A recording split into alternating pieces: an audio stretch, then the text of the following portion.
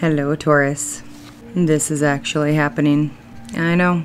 I am so sorry. I did not get your full November reading out. I hope you enjoyed your little November mini read. We start out the reading with what your spirit guides would like you to know. Their guidance, their advice, the overall energy of the reading. Now, as you guys know, typically there would be 2 or 3 cards. You guys have 8. And so, we're gonna go through them. Starting out with Surrender Stubbornness.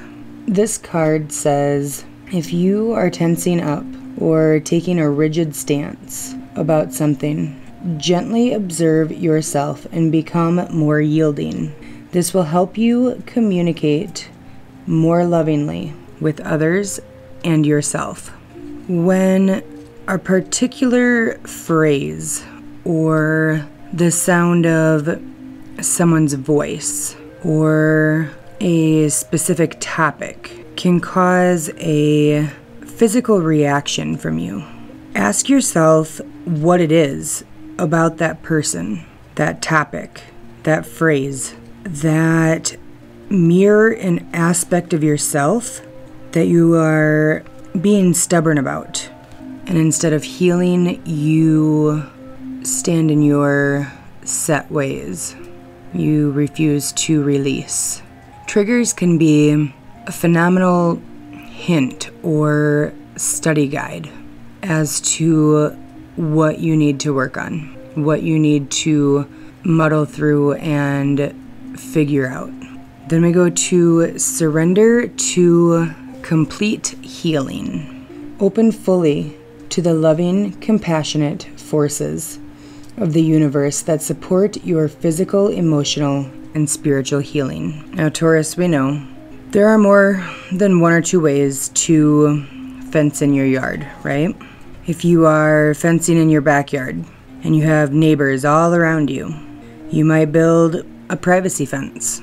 It can be visibly seen, but while it is blocking the view of what's going on in your backyard and obstructing your neighbor's view, it's also preventing you from being able to look out. If we were fencing in, say, a cattle yard, we would use cattle panels, right? Strong, most likely made of steel, but even though it's effective at keeping the large animals, whatever they are, in or out, it doesn't completely obstruct our view. Much of the same for if we were fencing in a daycare yard. We'd put up some chain link fence. Keeps all those little chitlins in, keeps all of the, for the most part, negative out. However, it doesn't really look like it obstructs your view until you try to take a picture through a chain link fence. And then, if we were fencing in our yard because we have, just say, a couple of little ankle biters, and we live in some sort of neighborhood that has rules, as if paying $500,000 for your house shouldn't be enough to live there, but now you have to be told what you can and cannot do with that. And so you can't have a fence, but you still have these ankle biters. So you put in one of those underground fences, right? To anybody looking at your yard, it doesn't look like there's any fence, any restrictions, right? However, ask that little ankle biter if he feels restricted when he goes running towards the neighbor's yard and all of a sudden, whack, he's zapped with however high you have your voltage set on his collar. Probably feels pretty fucking restricted and maybe doesn't even have to poop right now. Why the fence? This card says to be open fully to the loving, compassionate forces of the universe. Even if we'd have the underground fence and it looks like we're fully open, we're fully free to do what we want, we have no restrictions and we've let our guard down, that little ankle biter who is still kind of shaking from the zap that he got is proof that what's truth isn't always what meets the eye. So be mindful of being legitimately open to all forms of healing. You can't have some fences up blocking different forms of healing and then claim that you've tried everything, that you've surrendered to complete healing. Just because those blockages aren't able to be seen doesn't mean they aren't there. And then we surrender to the magic of who you are. We all have magic in us, even in the mundane aspects of life. Remember that you are a magical being with a uniqueness and worth that comes from just being you. From just being you. But what tends to throw an old wrench into this plan, Taurus, is when this process of healing follows a time that you were in a relationship or a connection that over time you lost yourself in. Because then it can feel like, let's say you're not a pole dancer and you are stone sober and you're told to be a pole dancer. You might have an awkward, delayed pause and probably a pretty rough start. Not quite sure what you're supposed to do or how to do it. Much the same for surrendering to the magic of who you are when you don't really know who you are. It's going to take some time, some effort, some silence to go within and figure that out. And then we move over to the right side of the screen from the Affirmators deck. We have options. This is one of my favorite cards. It more or less says you always have options. If you want to put mac and cheese on your mashed potatoes, go for it, because you have a choice. And it's one of my favorite cards because I'm such a firm believer that we always have choices. There may be choices that are less desirable than others, but nonetheless, they're a choice. Letting go. I don't dwell on bad things that happened. I let things go because I have enough to carry. And also because grudges aren't a great look.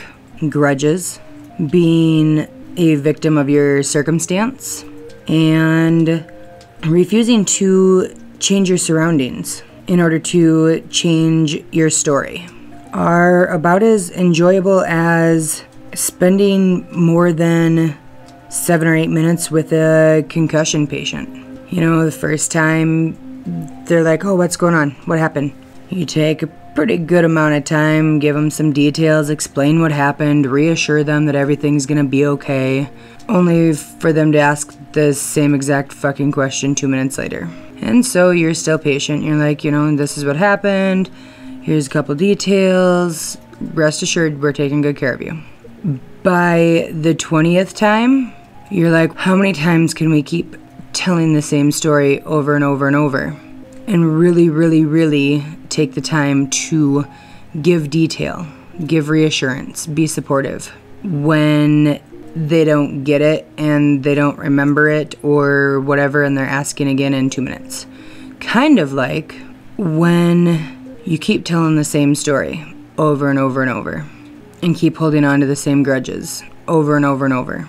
Even though numerous people have explained in great detail why you should let go, why you should stop giving that person or that situation so much power, or that you know that that person or relationship or connection is unhealthy and does not support you being your highest version of yourself. And yet, despite hearing all of these details and advice and knowing that there is validity in those, you still go back. Now you can say that there's a diagnosis for that.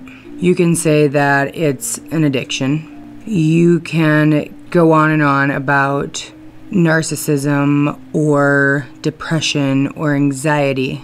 But let me tell you something. Being addicted to meth or an alcoholic, they are also addicted, right? It's also a diagnosis. But do you know how many people become clean and sober every day? Because they fell to their knees and that was the only option left. Because they could not go on one more day. The pain of the past did not overpower their desire for the future. And so you can keep telling your same stories, or you can let go and begin to write a new story. A great place to begin to write a new story is in a sanctuary. Do you know what a sanctuary is, Taurus? Do you have your own sanctuary? When was the last time that you made a conscious effort to spend at least 30 minutes in that space with the full intentions of healing yourself? Because if you are not making a conscious effort, no matter how slow of a learner you are, you've got to have figured out by now that it's not just going to be handed to you. And in case you need a reminder, you are worth it. Your happiness, your abundance, your most amazing life that you have yet to even experience is more than worth it. But it's up to you whether or not you want to believe that. Nobody can force you to do the work necessary to feel love when you look at yourself in the mirror. That has to come from within. Now I have a postcard from Spirit. Dearest you, we here on the other side have one important thing to declare. Love is the answer to literally everything. We don't necessarily mean romantic or erotic love, although they are wonderful, but something above and beyond that. Everything alive in the world was first created by love. Spirit sends love to animate life and birth into existence. Love is without conditions, and it is based on reverence and a fierce and joyful respect for life. Love thrives when you focus on it, and we want you to turn away from anything that would cause it to wane. Love is when you no longer see yourself as other, to be separate from, better or less than, etc. When you act as love, you give permission to the world to thrive and grow as it will. Can you let go of what is not love and ask, what would love do? Love is waiting for you, always and forever. We just adore you over here. It's pretty powerful. Love is when you no longer see yourself as other. To me, that says love is when you find yourself again. You figure out who you are. When the lost is found. When you reclaim your power, your worth, and acknowledge how deserving you are of love and abundance. I'll be right back with your guys' work, career, and finance, and love and romantic relationships. Alright, so I almost forgot to do your native spirit deck cards. Sorry. Owl Medicine. It's a gorgeous card. Illumination. You see how the warmth of that sun illuminates the feathers of that owl?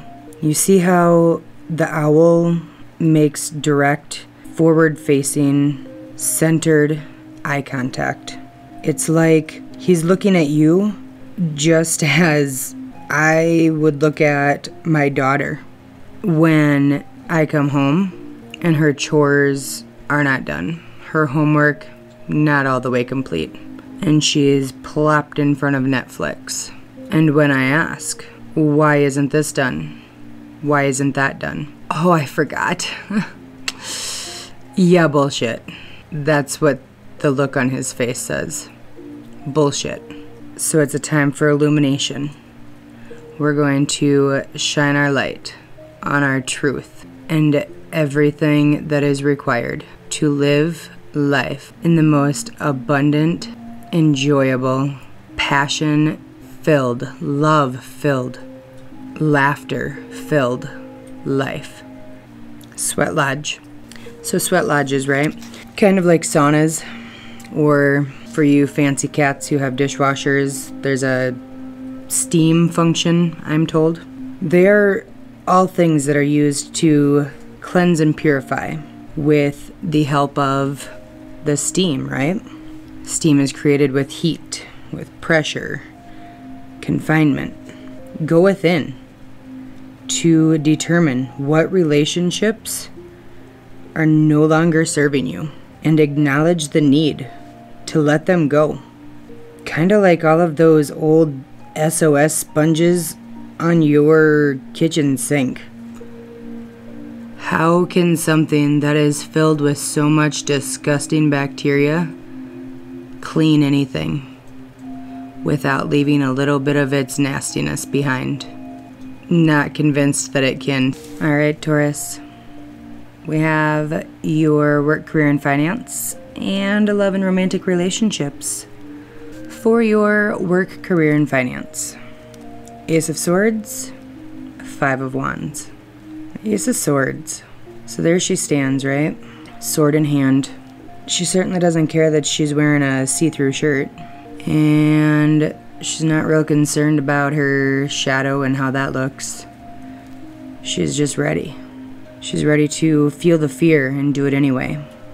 One of the quotes that comes along with this card is, "It's amazing what can be done if you don't care who gets the credit."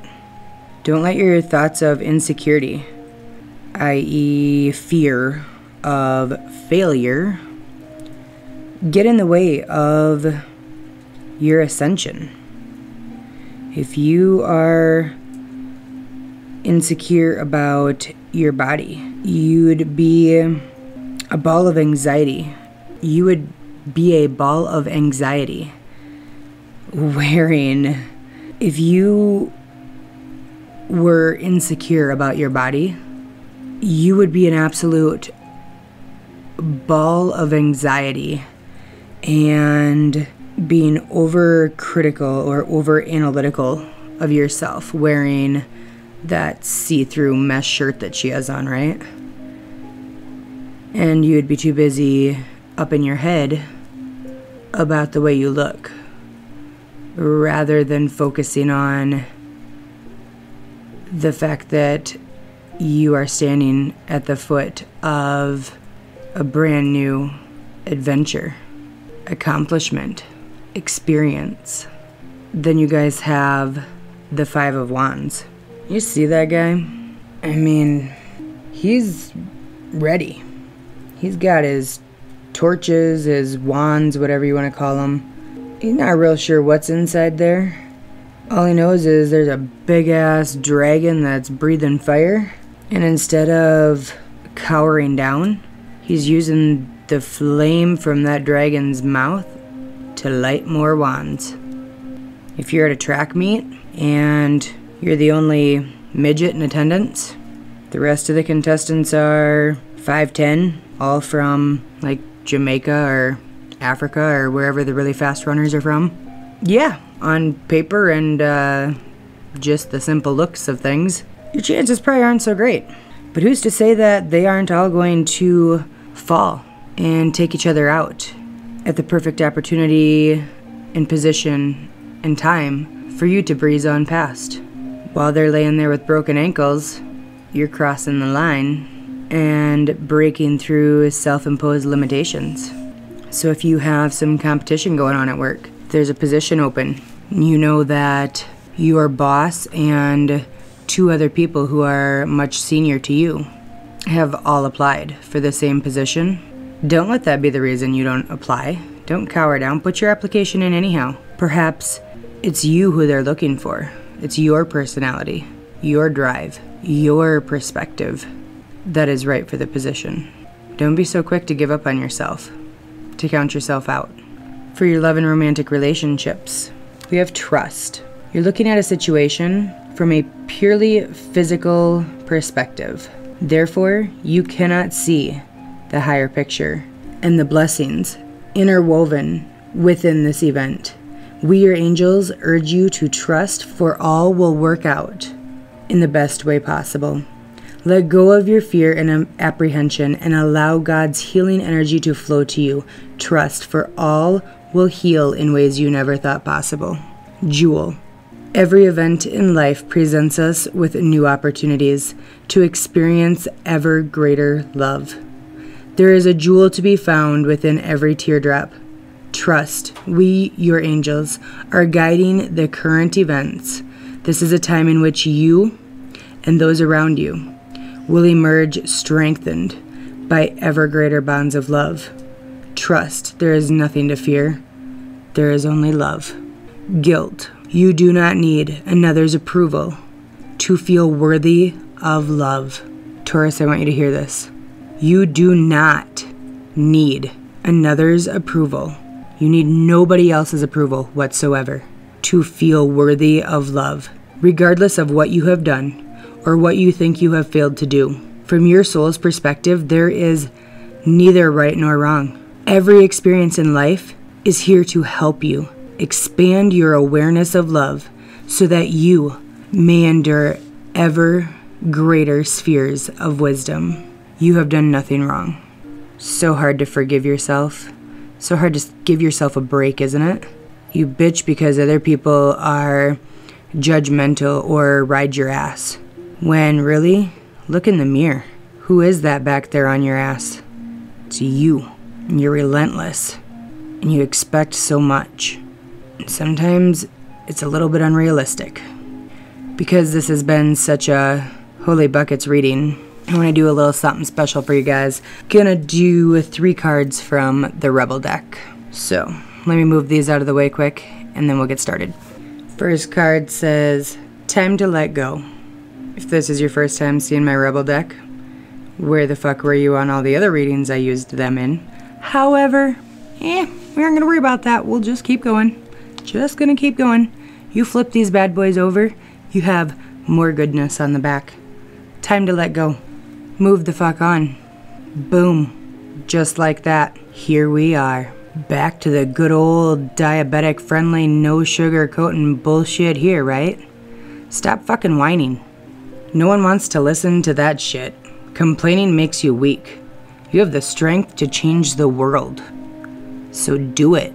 Love. Get some, give some, it will cheer your ass up. Orgasms are a beautiful thing when it comes to the quality of your mood and the quality of your sacral chakra. I'm just gonna say, look it up. Alright, Taurus, thanks for not telling me to go fuck myself and unsubscribing. I appreciate it. I hope you guys enjoy your end of November quickie, your amazing month of December, and until next time, much love. Bye-bye.